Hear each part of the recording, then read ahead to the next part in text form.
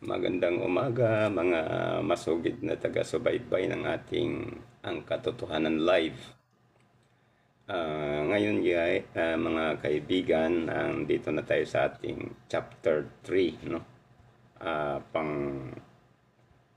Pangatlong na ito ng ating kumbaga hugna, no? Maganda, pangatlong hugna, no?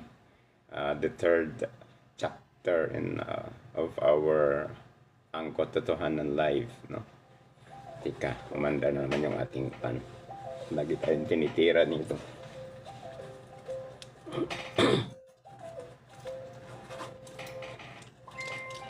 Oh. Suot ko na lang tong aking sombrero. No? Kung napapansin nyo, mga kaibigan, ang ating paksa ngayon ay The Modern Day Ark of Jehovah, Yahweh, no? Bakit /Yahweh? Kasi yung iba kasi gumagamit ng form na Jehovah, yung iba naman ay gumagamit ng form na Yahweh, no? Ito lang malinaw guys, yung Jehovah sa Yahweh ay iisa lang po yan, no? Pareho lang yan, no? Magkaiba lang yan ng way ng form ng pronunciation, pero iisa lang po ang may taglay ng pangalan na yan, ang ating Diyos na tagapaglikha, no? Ang pangalan niya ay hindi si I am, no? Ang I am is an opening, no? Or introductory, no? Introductory na opening, no?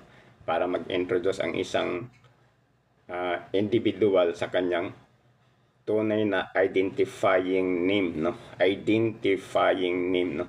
So, yung I am, ganun naman talaga, no?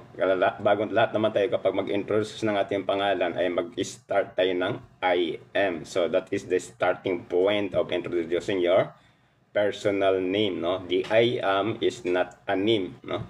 That is an introductory, no? Opening, no?